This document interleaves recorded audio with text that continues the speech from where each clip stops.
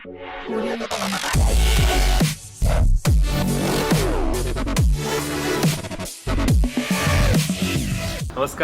എല്ലാവർക്കും എക്സലിന്റെ ഓൺലൈൻ ക്ലാസ്സിലേക്ക് സ്വാഗതം.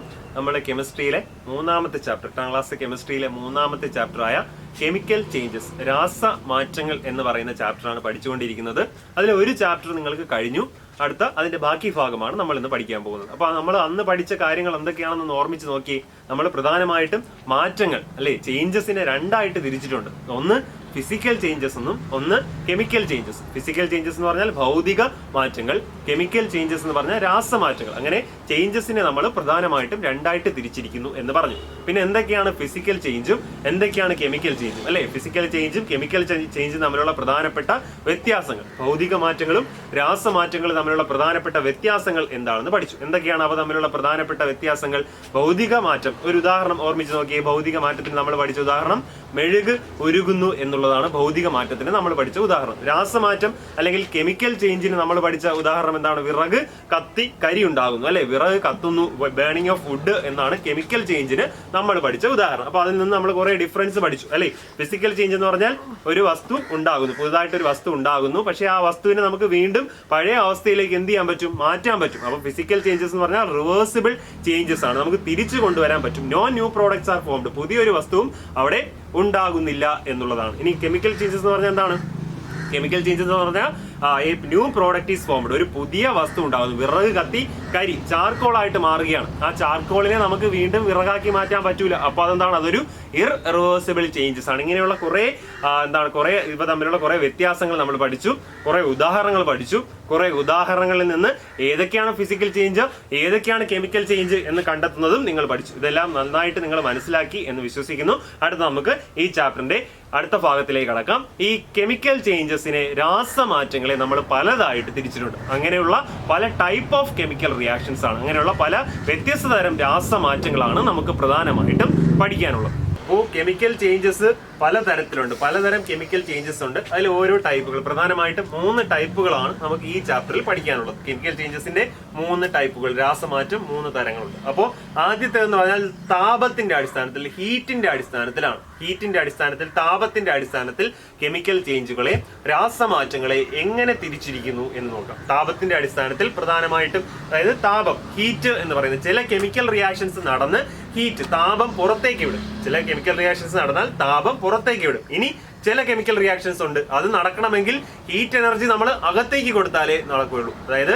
താപം നമ്മൾ അകത്തേക്ക് കൊടുത്താൽ മാത്രമേ, അങ്ങോട്ട് കൊടുത്താൽ മാത്രമേ ആ കെമിക്കൽ ചേഞ്ച്, രാസമാറ്റം നടക്കുകയുള്ളൂ. അങ്ങനെ പ്രധാനമായിട്ടും താപത്തിന്റെ അടിസ്ഥാനത്തിലുള്ള കെമിക്കൽ റിയാക്ഷൻസിനെ നമ്മൾ വിളിക്കുന്ന പേരാണ് thermo chemical reactions. Thermo means heat, ഹീറ്റുമായി ബന്ധപ്പെട്ടത് എന്നാണ് അർത്ഥം. ടെമ്പറേച്ചർ എന്നൊക്കെ നിങ്ങൾ കേട്ടിട്ടുണ്ട്. തെർമോമീറ്റർ നമ്മൾ എന്തിനാണ് ഉപയോഗിക്കുന്നത് അല്ലെ? നമ്മൾ ആശുപത്രി ചെല്ലുമ്പം പനി അളക്കാൻ വേണ്ടി, നമ്മുടെ ഊഷ്മാവ് അളക്കാൻ വേണ്ടിയിട്ട്, ശരീരത്തിന്റെ ടെമ്പറേച്ചർ നോക്കാൻ വേണ്ടിയിട്ട് നമ്മൾ കെമിക്കൽ തെർമോമീറ്ററുകൾ എവിടെ ഉപയോഗിക്കാറുണ്ട്? ആശുപത്രികളിൽ ഉപയോഗിക്കാറുണ്ട്. അതുപോലെ ലാബുകളിലും നമ്മൾ തെർമോമീറ്റർ ഉപയോഗിക്കാറുണ്ട് അല്ലെ. അപ്പോൾ തെർമോ കെമിക്കൽ റിയാക്ഷൻസ് എന്ന് പറഞ്ഞാൽ തെർമൽ, അതായത് ഹീറ്റുമായിട്ട് ബന്ധപ്പെട്ട റിയാക്ഷൻസിനെ നമ്മൾ വിളിക്കുന്ന പേരാണ് തെർമോ കെമിക്കൽ റിയാക്ഷൻസ്. താപ രാസ പ്രവർത്തനങ്ങൾ എന്ന് പറയും. താപരാസ പ്രവർത്തനങ്ങൾ എന്ന് പറഞ്ഞാൽ ഹീറ്റുമായിട്ട് ബന്ധപ്പെട്ട റിയാക്ഷൻസിനെ നമ്മൾ വിളിക്കുന്ന പേരാണ് താപരാസ പ്രവർത്തനങ്ങൾ. ഇത് 2 തരത്തിലുണ്ട്. ഒന്ന് ഹീറ്റ് എനർജി, ഒരു കെമിക്കൽ റിയാക്ഷൻ നടന്ന് ഹീറ്റ് എനർജി പുറത്തേക്ക് വിടുന്ന തരത്തിലുള്ള രാസമാറ്റങ്ങളുണ്ട്. ഹീറ്റ് എനർജി പുറത്തേക്ക് വിടുന്നത് അല്ലെങ്കിൽ താപം പുറത്തേക്ക് വിടുന്ന കെമിക്കൽ റിയാക്ഷൻസ്, താപം മോചിപ്പിക്കുന്ന കെമിക്കൽ റിയാക്ഷൻസും ഉണ്ട്.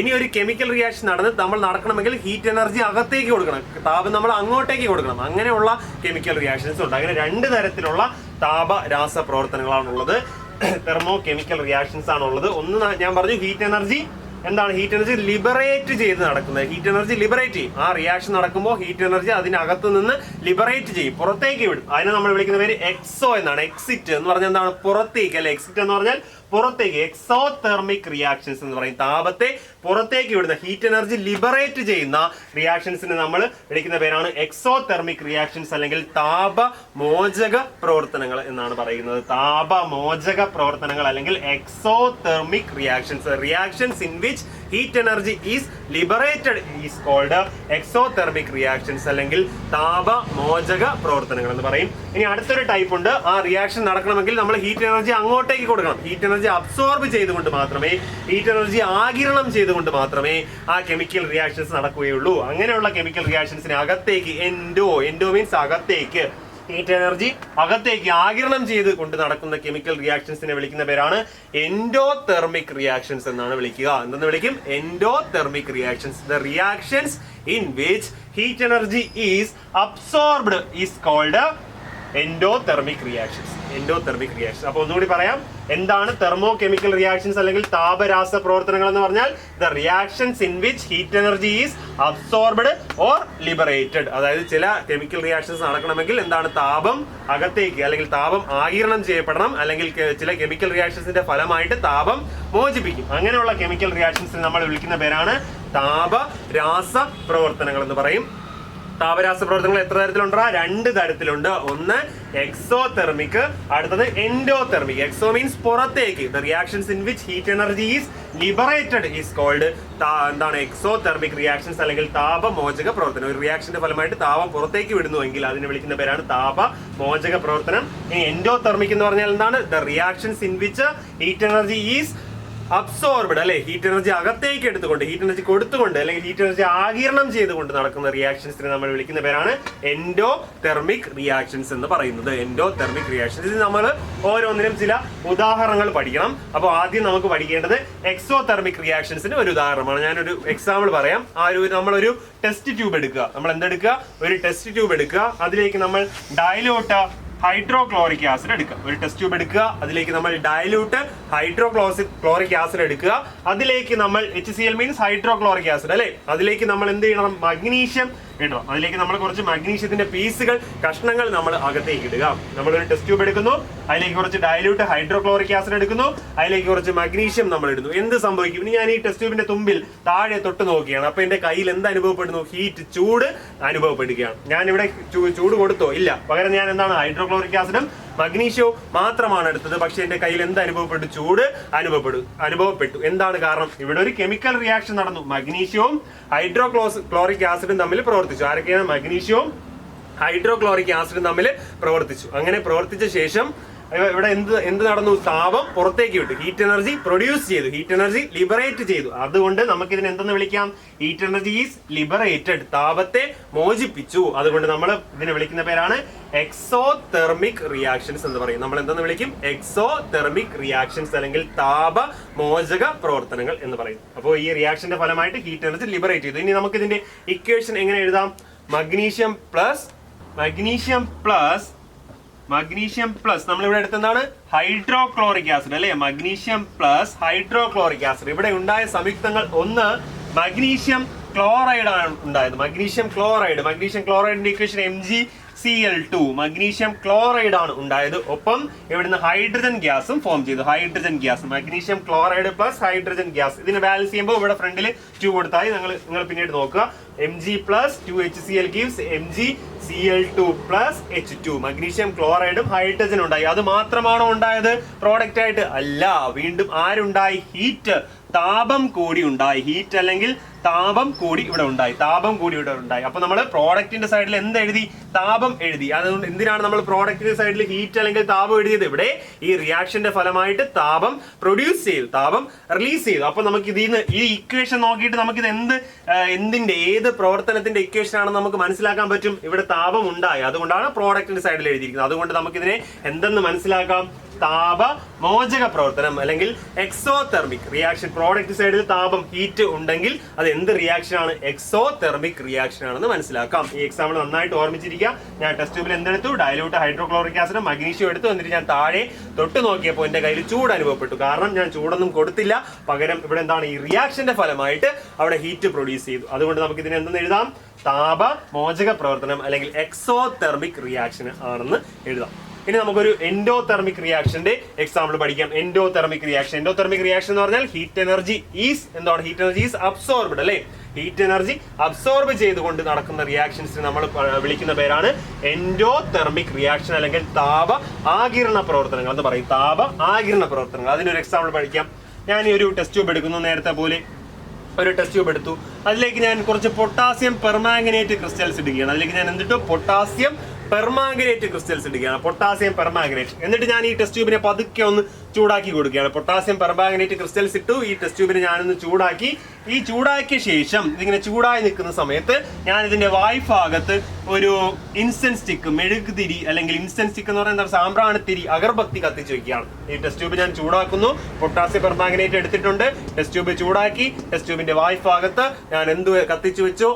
ഇൻസ്റ്റന്റ് സ്റ്റിക്ക് അല്ലെങ്കിൽ സാമ്പ്രാണിത്തിരി കത്തിച്ചു വെക്കുന്നു. നിങ്ങൾക്ക് കാണാൻ പറ്റും ഈ സാമ്പ്രാണിത്തിരി കൂടുതൽ ജ്വാലയോടെ കത്തുന്നതായിട്ട് കാണാൻ പറ്റും. അതായത് നേരത്തെ കത്തുന്നതിനേക്കാളും കൂടുതൽ ജ്വാലയോടെ ഈ സാമ്പ്രാണിത്തിരി കത്തുന്നതായിട്ട് കാണാൻ പറ്റും. എന്താണ് ഇവിടെ നടന്നത്? Fire flares up. Fire flares up means എന്താണ്? കൂടുതൽ ജ്വാലയോടെ ഈ സാമ്പ്രാണിത്തിരി കത്തുന്നതായിട്ട് നിങ്ങൾക്ക് കാണാൻ പറ്റും. അതായത് ഞാനിവിടെ എന്താണ് ചെയ്തത്? പൊട്ടാസ്യം പെർമാംഗനേറ്റ് എടുക്കുന്നു, താപം കൊടുക്കുന്നു. താപം കൊടുത്ത് ഇവിടെ ഈ എന്താണ് സാമ്പ്രാണിത്തിരി കത്തിച്ചു വെക്കുമ്പോൾ ഇത് കൂടുതൽ ജ്വാലയോടെ കത്തുന്നതായിട്ട് നിങ്ങൾക്ക് കാണാൻ പറ്റും. എന്താണ് ഇത് കൂടുതൽ ജ്വാലയോടെ കത്തുന്നതായിട്ട് കാണാൻ പറ്റിയത്? അപ്പൊ ഇവിടെ എന്തോ ഉണ്ടായി അല്ലേ? എന്തോ ഉണ്ടായി. അതായത് ഞാൻ ഈ പൊട്ടാസ്യം പെർമാംഗനേറ്റിലോട്ട് ഹീറ്റ് അങ്ങോട്ട് കൊടുത്തുകൊണ്ടാണ് ഞാൻ ഈ രാസപ്രവർത്തനം നടത്തിയത് അല്ലേ? ഹീറ്റ് ഞാൻ അങ്ങോട്ട് കൊടുത്തുകൊണ്ടാണ് ഈ കെമിക്കൽ റിയാക്ഷൻ നടത്തിയത്. അപ്പൊ ഇവിടെ എന്തുണ്ടായി? ഇവിടെ ഓക്സിജൻ വാതകം ഉണ്ടായി. എന്തുണ്ടായി? ഓക്സിജൻ വാതകം ഉണ്ടായി. ഓക്സിജൻ വാതകമാണ് ഒരു തീജ്വാലയെ എന്താണ് കൂടുതൽ ആ ജ്വാലയോടെ കത്താൻ സഹായിക്കുന്നത്. അതായത് തീയെ കൂടുതൽ ജ്വാലയോടെ ആളി കത്താൻ സഹായിക്കുന്ന ഗ്യാസാണ്, വാതകമാണ് ഓക്സിജൻ വാതകം. അപ്പൊ ഇവിടെ ഇങ്ങനെയാണ് ഒരു കെമിക്കൽ റിയാക്ഷൻ നടത്തിയത്, ഹീറ്റ് അങ്ങോട്ട് കൊടുത്തുകൊണ്ട്. ഞാൻ വെറുതെ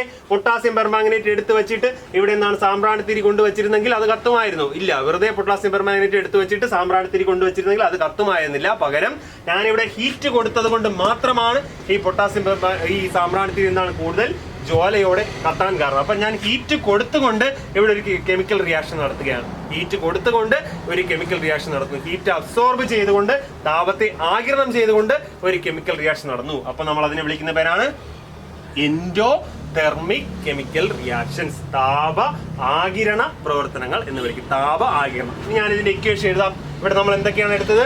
പൊട്ടാസ്യം പെർമാംഗനേറ്റ് എടുത്തു അല്ലെ? എന്തെടുത്തു? പൊട്ടാസ്യം പെർമാംഗനേറ്റ് എടുത്തു. പൊട്ടാസ്യം പെർമാംഗനേറ്റ് എടുത്തു. എന്നിട്ട് അതിനെ എന്ത് ചെയ്തു? ഹീറ്റ് ചെയ്തു അല്ലെ? നമ്മൾ എന്താണ് റിയാക്ടന്റ് സൈഡിൽ അതിനെ ഹീറ്റ് ചെയ്തു. പൊട്ടാസ്യം പെർമാംഗനേറ്റ് എടുത്തിട്ട് നമ്മൾ അതിനെ ഹീറ്റ് ചെയ്തു. അപ്പൊ ഇവിടെ ഉണ്ടായത് മാംഗനീസ് ഓക്സൈഡും ഉണ്ടാവും, മാംഗനീസ് ഓക്സൈഡും ഉണ്ടാവും,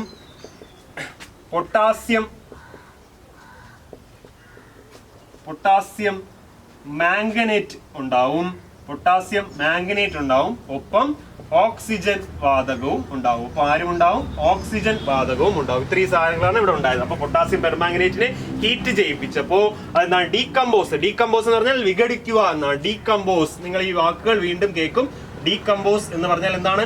വിഘടിപ്പിക്കുക എന്നാണ്. പൊട്ടാസ്യം പെർമാംഗനേറ്റ് ഞാൻ ഹീറ്റ് കൊടുത്തുകൊണ്ട് വിഘടിപ്പിക്കുകയാണ് ചെയ്തത്, ഡീകമ്പോസ് ചെയ്യുകയാണ് ചെയ്തത്. ഡീകമ്പോസ് ചെയ്ത് ആ വലിയ സാധനം എന്തായിട്ട് മാറി? മാംഗനീസ് ഓക്സൈഡും പൊട്ടാസ്യം മാംഗനേറ്റും ഓക്സിജനുമായിട്ട് മാറി. ഇങ്ങനെ ഉണ്ടായ ഓക്സിജനാണ് ഈ തീജ്വാലയെ എന്താണ് കൂടുതൽ ആളിക്കത്തുന്നതിന് സഹായകമായത്. Fire flares up. അതായത് ഫയർ എന്താണ് കൂടുതൽ ആളിക്കത്തുന്നതിന് സഹായകമായത് ഈ ഓക്സിജൻ വാതകമാണ്. പൊട്ടാസ്യം പെർമാംഗനേറ്റ് ഹീറ്റ് കൊടുത്ത് ഡീകമ്പോസ് ചെയ്യിപ്പിച്ചു. അങ്ങനെ ഒരു കെമിക്കൽ റിയാക്ഷൻ ആണ് ഇവിടെ നടന്നത്. അപ്പൊ എന്താണ്? ഇതൊരു എൻഡോതെർമിക് റിയാക്ഷൻ ആണ്, താപ ആഗിരണ പ്രവർത്തനമാണെന്ന് നമുക്ക് പറയാൻ പറ്റും.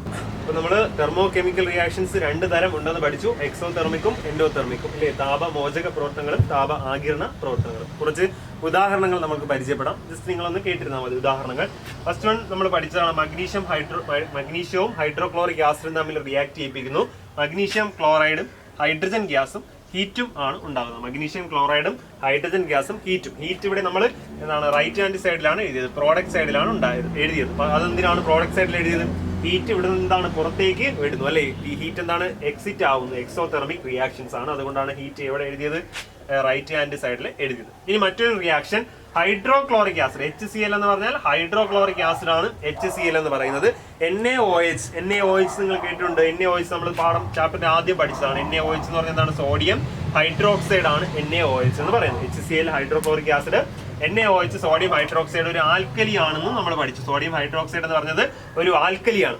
അപ്പോൾ ഒരു ആസിഡും ആൽക്കലിയും തമ്മിൽ എന്ത് ചെയ്യുകയാണ്? റിയാക്ട് ചെയ്യണം. വരുന്ന ക്ലാസ്സുകളിൽ അല്ലെങ്കിൽ വരുന്ന വർഷങ്ങളിൽ നിങ്ങൾക്ക് ഇമ്പോർട്ടന്റ് ആയിട്ടുള്ള റിയാക്ഷൻ ആണ് ആസിഡും ആൽക്കലിയും തമ്മിലുള്ള റിയാക്ഷൻ. ഒരു ആസിഡും ഒരു ആൽക്കലിയും തമ്മിൽ റിയാക്ട് ചെയ്യുന്നു. ഇവിടെ NaCl നമ്മുടെ ഉപ്പ് അല്ലെ, സോൾട്ട്, ടേബിൾ സോൾട്ട് NaCl ഉണ്ടാകുന്നു. ടേബിൾ സോൾട്ട് എന്നാണ് പറയുന്നത്. NaCl ഉണ്ടാകുന്നു, വാട്ടർ ഉണ്ടാകുന്നു. ഇവിടെ എന്താണ് ഹീറ്റ് എനർജി എന്താണ് റിലീസ് ചെയ്യുകയാണ്. ഹീറ്റ് എനർജി റിലീസ് ചെയ്യപ്പെടും, ഹീറ്റ് എനർജി പുറത്തേക്ക് വിടും. അപ്പൊ ഇതെന്താണ് ആസിഡും ആൽക്കലിയും തമ്മിലുള്ള റിയാക്ഷൻസ് നമ്മൾ പൊതുവെ വിളിക്കുന്ന പേരാണ് ന്യൂട്രലൈസേഷൻ റിയാക്ഷൻസ് എന്നാണ് വിളിക്കുന്നത്. വിളിക്കും ന്യൂട്രലൈസേഷൻ റിയാക്ഷൻസ് എന്ന് വിളിക്കും. ആസിഡും ആൽക്കലിയും തമ്മിലുള്ള റിയാക്ഷൻസ് നമ്മൾ പൊതുവെ വിളിക്കുന്ന പേരാണ് ന്യൂട്രലൈസേഷൻ റിയാക്ഷൻസ് എന്ന് പറയും. അപ്പൊ ന്യൂട്രലൈസേഷൻ റിയാക്ഷൻ എന്ന് കേട്ടാൽ എന്ത് തമ്മിലുള്ള റിയാക്ഷൻ ആണ്? ഒരു ആസിഡും ഒരു ആൽക്കലിയും തമ്മിലുള്ള റിയാക്ഷൻ ആണ്. ഇവിടെ HCl ഹൈഡ്രോക്ലോറിക് ആസിഡും NaOH സോഡിയം ഹൈഡ്രോക്സൈഡുമാണ് നമ്മൾ എടുത്തത്. അപ്പൊ ആസിഡും ആൽക്കലിയും തമ്മിലുള്ള റിയാക്ഷൻസ് ന്യൂട്രലൈസേഷൻ റിയാക്ഷൻസ്. എന്തിന് എക്സാമ്പിൾ ആണ്? താപം പുറത്തേക്ക് വിടുന്ന താപമോചക പ്രവർത്തനങ്ങൾ എക്സോതെർമിക് റിയാക്ഷൻസിന് എക്സാമ്പിൾ ആണ്. നന്നായിട്ട് ഓർത്തിരിക്കുക. അതുകൊണ്ടാണ് നമ്മളിവിടെ പ്രോഡക്റ്റ് സൈഡിൽ എന്ത് എഴുതി? ഹീറ്റ് എന്ന് എഴുതിയത്. ഇനി നമ്മൾ പഠിച്ചത് സോഡിയം നമ്മളെടുത്ത് വെള്ളത്തിലേക്ക് ഇടുകയാണ്. സോഡിയം നമ്മളെടുത്ത് വെള്ളത്തിലേക്ക് ഇടുന്നു, വാട്ടറിലേക്ക് ഇടുന്നു. അതൊരു വിഗറസ് റിയാക്ഷൻ ആണ് അല്ലെ? വിഗറസ് റിയാക്ഷൻ എന്ന് പറയാൻ കാരണം വളരെ കൂടിയ എമൗണ്ടിൽ അവിടെ എന്ത് റിലീസ് ചെയ്യുന്നു? എനർജി, ഹീറ്റ് എനർജി റിലീസ് ചെയ്യുന്നു എന്ന് നമ്മൾ കേട്ടിട്ടുണ്ട്. പിന്നെ നമ്മുടെ വീട്ടിലെ കുക്കിംഗ് ഗ്യാസുകൾ കത്തുമ്പോൾ അല്ലെങ്കിൽ പെട്രോൾ കത്തുമ്പോൾ ഇതൊക്കെ ഇതൊക്കെ എക്സോതെർമിക് റിയാക്ഷൻസിന് എക്സാമ്പിൾ ആണ്. എക്സോതെർമിക് റിയാക്ഷൻസിന് എക്സാമ്പിൾ ആണ്. അടുത്തത് എൻഡോതെർമിക് റിയാക്ഷൻസ്, താപ ആഗിരണ പ്രവർത്തനങ്ങൾ, താപ ആഗിരണം ചെയ്തുകൊണ്ട് നടക്കുന്ന പ്രവർത്തനങ്ങൾ. അതിൽ നമ്മൾ ആദ്യം പഠിച്ചത് പൊട്ടാസ്യം പെർമാംഗനേറ്റിലേക്ക് നമ്മൾ ഹീറ്റ് കൊടുക്കുകയാണ്. പൊട്ടാസ്യം പെർമാംഗനേറ്റിലേക്ക് നമ്മൾ ഹീറ്റ് കൊടുക്കുന്നു. അപ്പൊ അവിടെ എന്ത് പറ്റൂടെ? പൊട്ടാസ്യം മാംഗനേറ്റും മാംഗനീസ് ഡയോക്സൈഡും, പൊട്ടാസ്യം മാംഗനേറ്റും മാംഗനീസ് ഡയോക്സൈഡും ഓക്സിജനും ഇവിടെ ഉണ്ടായി. ഇവിടെ ഹീറ്റ് കൊടുത്തുകൊണ്ടാണ് റിയാക്ഷൻ നടത്തിയത്. അതുകൊണ്ടാണ് റിയാക്ടന്റിന്റെ സൈഡിൽ നമ്മൾ എന്തെഴുതി? അഭികാരങ്ങളുടെ വശത്ത് നമ്മൾ എന്തെഴുതിയത്? ഹീറ്റ് അല്ലെങ്കിൽ താപം എഴുതിയത്. അപ്പൊ ഇതെന്താണ്? എൻഡോതെർമിക്, താപം ആഗിരണം ചെയ്തുകൊണ്ട് നടക്കുന്ന റിയാക്ഷൻസ് ആണ്. പൊട്ടാസ്യം പെർമാംഗനേറ്റും മാംഗനീസ് ഡയോക്സൈഡും ഓക്സിജനും ഉണ്ടായി. പൊട്ടാസ്യം പെർമാംഗനേറ്റ് ഇങ്ങനെ വിഘടിക്കുന്നതിനെ നമ്മൾ എന്തെന്ന് പറഞ്ഞു? ഡീകമ്പോസിഷൻ, വിഘടനം എന്നാണ് പറഞ്ഞത് അല്ലെ? ഡീകമ്പോസിഷൻ എന്നാണ് പറഞ്ഞത്.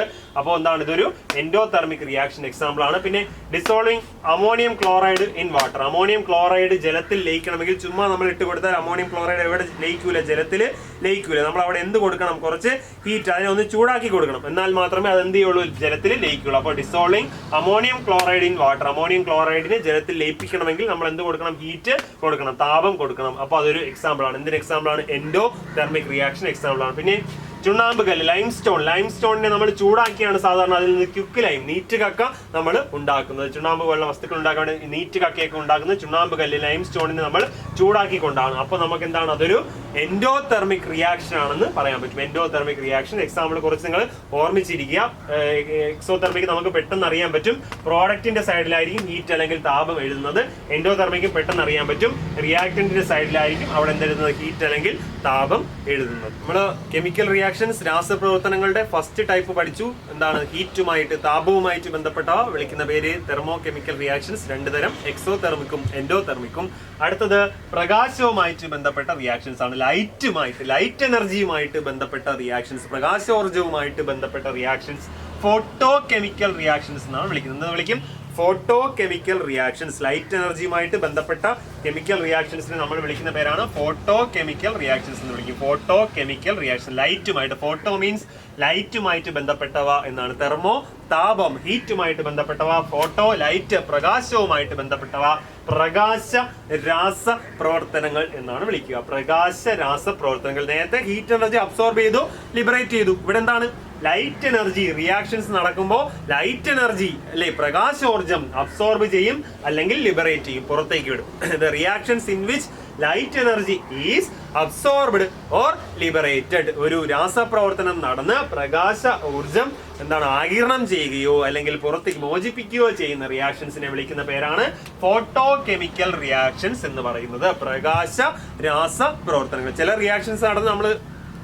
റിയാക്ഷൻസ് നടക്കുമ്പോൾ നമുക്കറിയാം അവിടെ എന്താണ്? പ്രകാശം ഉണ്ടാകുന്നു. ആ റിയാക്ഷന്റെ പ്രോഡക്റ്റ് ആയിട്ട് പ്രകാശം, ലൈറ്റ് ഉണ്ടാകും. ഇനി ചില റിയാക്ഷൻസ് നടക്കണമെങ്കിൽ നമ്മൾ ലൈറ്റ് എനർജി കൊടുക്കണം അല്ലേ?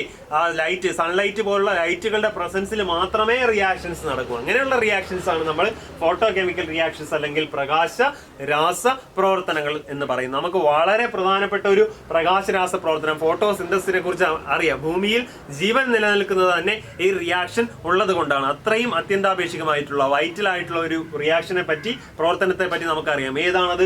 ഫോട്ടോസിന്തസിസ് ആണ്. ഫോട്ടോ സിന്തസിസ്, പ്രകാശ സംശ്ലേഷണമാണ് ആ റിയാക്ഷൻ. ഫോട്ടോസിന്തസിസ്. എന്താണ് ഫോട്ടോസിന്തസിസ് അല്ലെങ്കിൽ പ്രകാശ സംശ്ലേഷണം എന്ന് പറയുന്നത്? പ്രകാശ സംശ്ലേഷണം അല്ലെ, മണ്ണിൽ നിന്ന് സസ്യങ്ങൾ ആഹാരം പാകം ചെയ്യുന്ന പ്രക്രിയയാണ്, കുക്ക് ചെയ്യുന്ന പ്രക്രിയയാണ് പ്രകാശ സംശ്ലേഷണം എന്ന് പറയുന്നത്. നമ്മൾ ചെറിയ ക്ലാസ്സിൽ 5ാം ക്ലാസ് മുതലേ പഠിക്കുന്ന കാര്യമാണ് അല്ലെ. എന്താണ്? വേരുകൾ മണ്ണിൽ നിന്ന് ജലവും ലവണങ്ങളും വലിച്ചെടുക്കുന്നു. എന്താണ്? നമ്മുടെ ഇലകൾ എന്താണ്? സൂര്യപ്രകാശം ആഗിരണം ചെയ്യുന്നു. അങ്ങനെ ഇത് രണ്ടും കൂടി വെച്ചിട്ട് നമ്മുടെ ഇലയിൽ വെച്ച് ആഹാരം പാകം ചെയ്യുന്നു. അതിന് സഹായിക്കുന്ന വർണ്ണകമാണ് ക്ലോറോഫിൽ അല്ലെങ്കിൽ ഹരിതകം എന്നൊക്കെ നമ്മൾ പഠിച്ചിട്ടുണ്ട്. അങ്ങനെ ആഹാരം പാകം ചെയ്യുന്നതിന്റെ ഫലമായിട്ട് അവിടെ എന്താണ്? ഗ്ലൂക്കോസ് അല്ലെങ്കിൽ എനർജി ഉണ്ടാകുന്നു. ഈ എനർജിയാണ് മനുഷ്യരും മറ്റ് സസ്യങ്ങളും എല്ലാം എന്ത് ചെയ്യുന്നത്? ഉപയോഗിക്കുന്നത്. അത് നമ്മൾ പഠിച്ചിട്ടുണ്ട്. അതാണ് ഫോട്ടോസിന്തസിസ് അല്ലെങ്കിൽ പ്രകാശ സംശ്ലേഷണം എന്ന് പറയുന്നത്. എന്താണ് ഇവിടെ ഫോട്ടോ എന്ന പേര് കിട്ടാൻ കാരണം? അത് ലൈറ്റിന്റെ പ്രസൻസിൽ നടക്കുന്ന ഒരു കെമിക്കൽ റിയാക്ഷൻ ആണ്. അപ്പൊ അതിന്റെ ഇക്വേഷൻ ആണ് ഞാൻ ഇവിടെ എഴുതിയിരിക്കുന്നത്. കാർബൺ ഡൈ ഓക്സൈഡ് വേണം അല്ലെ. കാർബൺ ഡൈ ഓക്സൈഡ് അന്തരീക്ഷത്തിൽ നിന്ന് വലിച്ചെടുക്കുന്നു. Carbon dioxide. വാട്ടർ വേണം. വാട്ടർ അല്ലെ. വാട്ടർ എവിടുന്നാണ്? മണ്ണിൽ നിന്ന് വേരുകൾ വലിച്ചെടുക്കുന്നു. വാട്ടർ, ജലം. ഇങ്ങനെ കാർബൺ ഡൈ ഓക്സൈഡും ജലവും കൂടി ആഗിരണം ചെയ്ത ശേഷം സൂര്യപ്രകാശത്തിന്റെ സാന്നിധ്യത്തിൽ മാത്രമേ ഈ ഫോട്ടോസിന്തസിസ് നടക്കുള്ളൂ. നമ്മൾ അന്ന് പഠിച്ചതാണ്, ചെറിയ ക്ലാസ്സിൽ പഠിച്ചതാണ്. എന്താണ്? രാത്രിയിൽ നമ്മൾ ഹരിത സസ്യങ്ങൾ ആഹാരം പാകം ചെയ്യില്ല. സൂര്യപ്രകാശത്തിന്റെ സാന്നിധ്യത്തിൽ മാത്രമേ എന്ത് നടക്കുള്ളൂ? ഫോട്ടോസിന്തസിസ്, പ്രകാശ സംശ്ലേഷണം നടക്കുകയുള്ളൂ. അതിന്റെ ഫലമായിട്ട് ഗ്ലൂക്കോസ് ഉണ്ടാകുന്നു.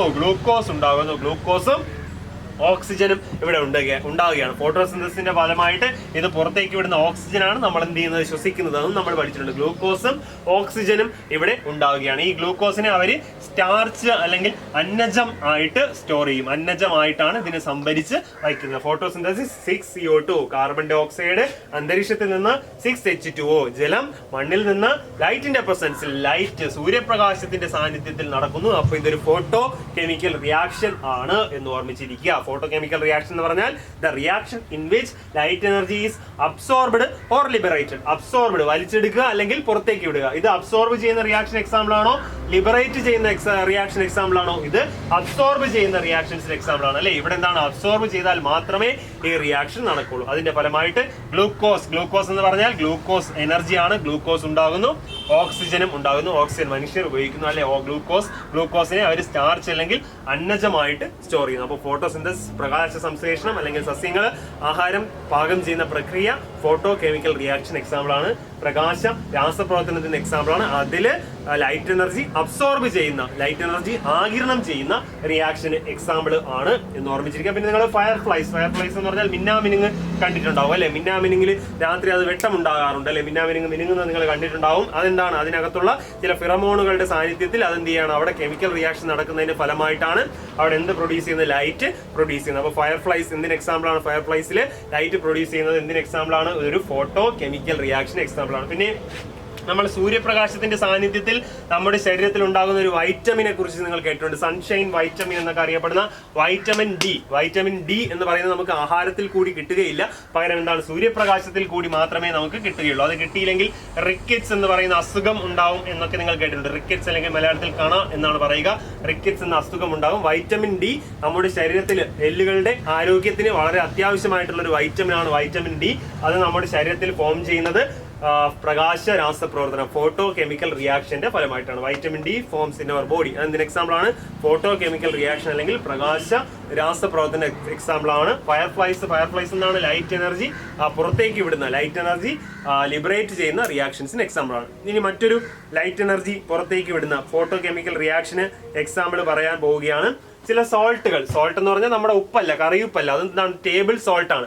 അല്ലാതെ മറ്റും ചില സോൾട്ടുകൾ കെമിസ്ട്രിയിലുണ്ട്. ഈ സോൾട്ടും എന്താണ്? നമ്മുടെ ടേബിൾ സോൾട്ട് എന്ന് പറയുന്നത് സോൾട്ടിന് എക്സാമ്പിൾ ആണ്, ലവണത്തിന് എക്സാമ്പിൾ ആണ്. പക്ഷെ അത് മാത്രമല്ല, സോൾട്ടുകൾ എന്ന് പറയുന്നത് മറ്റു പല സിൽവർ ക്ലോറൈഡ്, സിൽവർ ബ്രോമൈഡ്, അങ്ങനെയുള്ള പല സോൾട്ടുകളും എവിടെ ഉണ്ട്? കെമിസ്ട്രിയിൽ നമുക്ക് എന്ത് ചെയ്യാനുണ്ട്? നമുക്ക് പഠിക്കാനുണ്ട്. അത്തരത്തിലുള്ളൊരു സോൾട്ടാണ് സിൽവർ ബ്രോമൈഡ് എന്ന് പറയുന്നത്. AgBr. എന്താണ്? AgBr. ഒരു ഫോട്ടോ കെമിക്കൽ റിയാക്ഷൻ എക്സാമ്പിൾ ആണ് ഞാൻ പറയാൻ പോകുന്നത്. AgBr എന്താണത്? സിൽവർ ബ്രോമൈഡ് നമ്മൾ എന്ത് ചെയ്യുകയാണ്? 2 ബീക്കറിലായിട്ട് ഞാൻ എടുക്കുകയാണ്, അല്ലെങ്കിൽ 2 ഡിഷുകളിൽ, 2 പാത്രങ്ങളിൽ ഞാൻ എന്തെടുക്കുകയാണ്? സിൽവർ ബ്രോമൈഡ് ഞാൻ എടുത്തു.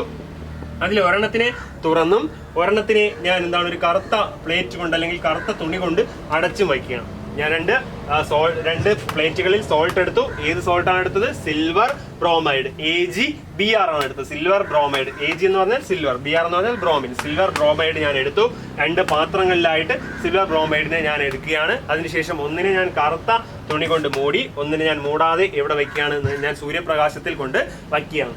കുറച്ച് കഴിഞ്ഞ് ഞാൻ നോക്കുമ്പോൾ ഈ മൂടാതെ വെച്ച സാധനം എന്തായിട്ട് മാറി? ബ്ലാക്ക് കളറായിട്ട് മാറി. എന്ത് കളറായിട്ട് മാറി? ബ്ലാക്ക് കളറായിട്ട് മാറി. പക്ഷെ ഞാൻ ഈ മൂടി വെച്ച കറുത്ത പ്ലേറ്റ് കൊണ്ട് മൂടി വെച്ച ഈ സിൽവർ ബ്രോമൈഡിന് ഒരു പ്രത്യേകതയും ഇല്ല. അപ്പൊ എന്തുകൊണ്ടാണ് സിൽവർ ബ്രോമൈഡ് ഇവിടെ ബ്ലാക്ക് കളറായിട്ട് മാറാൻ കാരണം? കറുത്ത കളറായിട്ട് മാറാൻ കാരണം എന്താണ്? എന്തിന്റെ പ്രസൻസ് കൊണ്ടാണ്? സൺലൈറ്റിന്റെ പ്രസൻസ് കൊണ്ടാണ്. അല്ലെങ്കിൽ ഇതും എന്താവണം? ബ്ലാക്ക് കളർ ആവണം. ഇവിടെ സൺലൈറ്റ് ഡയറക്റ്റ് ആയിട്ട് കിട്ടിയില്ല, പകരം ഇവിടെ എന്ത് കിട്ടി? സൺലൈറ്റ് കിട്ടി. അതുകൊണ്ടാണ് ഇവിടെ സിൽവർ ബ്രോമൈഡ് എന്ത് കളറായിട്ട് മാറിയത്?